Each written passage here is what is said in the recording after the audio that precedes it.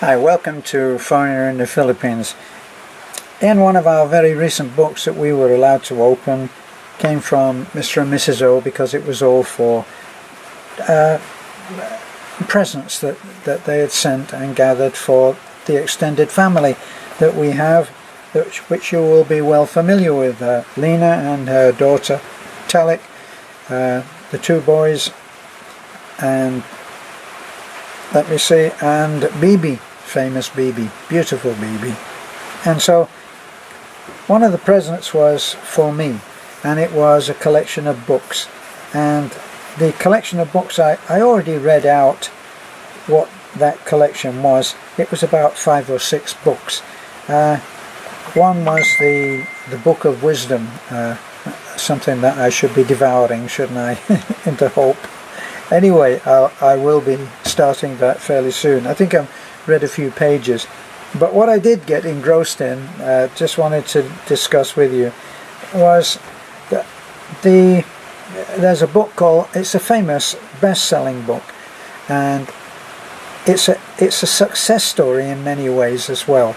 It's called The Alchemist, and I'm sure probably I'm the ignorant one here. You have all probably read it, all 110,000 of you. But anyway, it's a bestseller, and this was a book that when the author first tried, as in so many cases with books that become bestsellers, it was touted around and couldn't get a look in. Nobody was interested. The author was very disappointed, and it was only when he met somebody else who had read the book and said, no, this is a book that should be read. It says, and this is a 1 million copy bestseller now. But anyway, the man's name, and in my ignorance I had not heard of this man, and his name is Paulo. It might be Paulo, the way that it's pronounced, because he's Brazilian. And then it's Cello, Paulo Cello, but it's C-O-E-L-H-O. So could be, I think it's Cello, Paulo Cello. And he is, let me look at the back here. Paulo Cello, born in Rio de Janeiro in 1947. He is one of the best-selling and most influential authors in the world. Now that I didn't know. The Alchemist, Aleph, Brida, The Pilgrimage, The Valkyries, Veronica Decides to Die, 11 Minutes, The Zahir, The Witch of Portobello, and The Winner Stands Alone, among others, have sold over 135 million copies in more than 168 countries, and have been translated into 73 languages. Now that is something. That's one heck of a success story.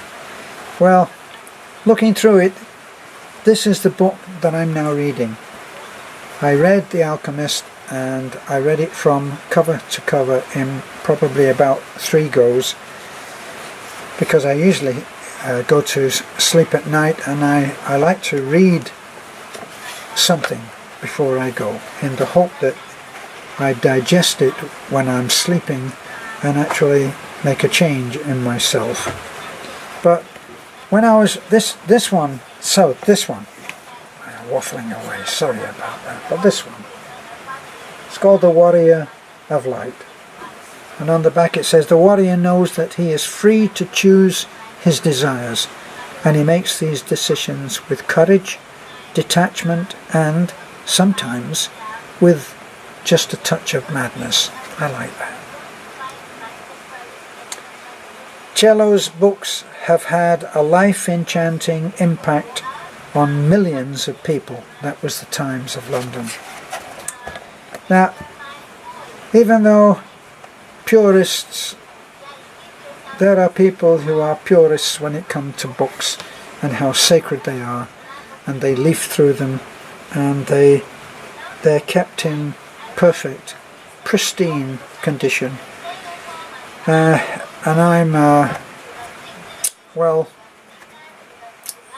I'm not like that. And when I see something, I turn the corner down so that I'll come back and read it again. And I always say that that's the greatest compliment that you can pay to an author, is that you go back and read something again, just for the sheer joy of reading it. And I tend to, when it really gets down to it, I tend to read out loud. Right. But now, I don't know why I've earmarked this. I've earmarked this on page 37. Okay. Everything is beautifully laid out in this book. And it's made, it says on the front, Warrior of the Light, a manual. In other words, this is to help you change your behaviour for the better. And the page that, as I say, page 37, is the one that I wanted to read. The Warrior of Light knows when the enemy is stronger. If he decides to confront him, he will be destroyed instantly. If he responds to his provocations, he will fall into a trap. So, he uses diplomacy to resolve the difficult situation in which he finds himself. When the enemy behaves childishly, he does the same. When he challenges him to a fight, he pretends not to understand. His friends say he's a coward. But the warrior pays no attention, because he knows that all the rage and courage of a little bird are as nothing to a cat. In such situations, the warrior remains patient. The enemy will soon go off in search of others to provoke. Now, for some reason, which maybe you can work out, that meant something to me. Let's look through, if I may, take you through a bum's rush.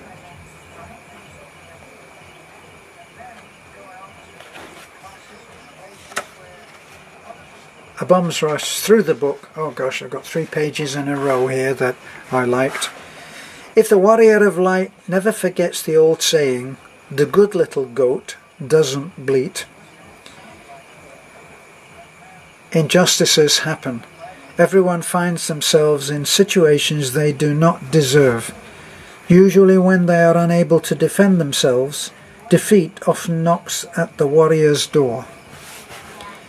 At such times he remains silent. He does not waste energy on words, because they can do nothing. He knows it is best to use his strength to resist and have patience, knowing that someone is watching, someone who saw the unnecessary suffering and who will not accept it. That someone, and that's with a capital S, that someone gives him what he needs most: time. Sooner or later everything will once more work in his favour. A warrior of the light is wise. He does not talk about his defeats. And the next one. As I say, I'm almost at the end of this book, so I've forgotten what these earmarks are for. So they're almost as fresh to me. A warrior of the light is always vigilant. He does not ask anyone else for permission to wield his sword. He simply takes it in his hands.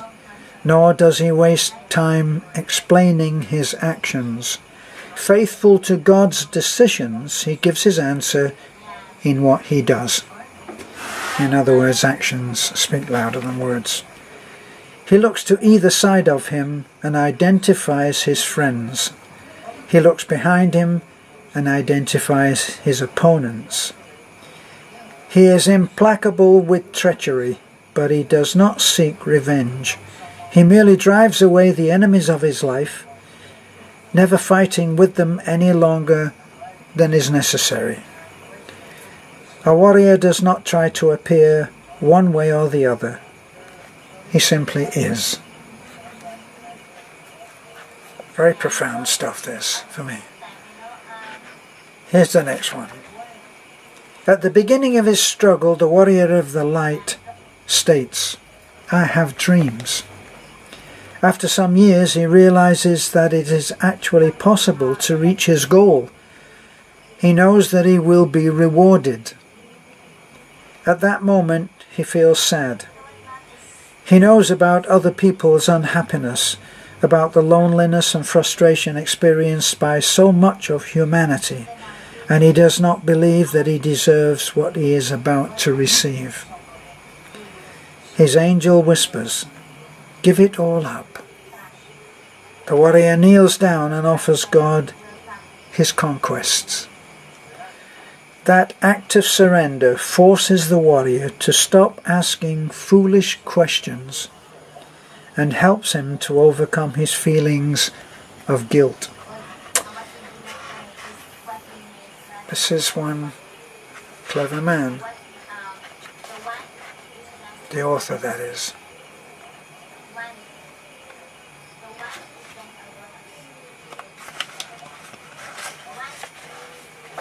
Back again, this is new to me too. Jesus said, "Let your yea be yea, and your nay, nay." I'll have to read this to Beth, I think. When the warrior takes on a commitment, he keeps his word. Those who make promises they do not keep lose their self-respect and feel ashamed of their actions. These people spend their lives in constant flight. They expend far more energy on coming up with a series of excuses to take back what they said than the warrior of light does in honouring his commitments. Now let me read that again. They expend far more energy on coming up with a series of excuses to take back what they said than the warrior of light does in honouring his commitments. Sometimes he too takes on a foolish commitment which will in some way harm him. He does not repeat this mistake, but he nevertheless keeps his word and pays the price for his own impulsiveness.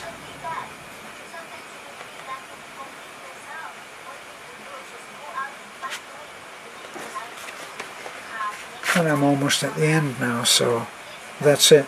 It's called The Warrior of Light, Paolo Coelho, and it is a brilliant book.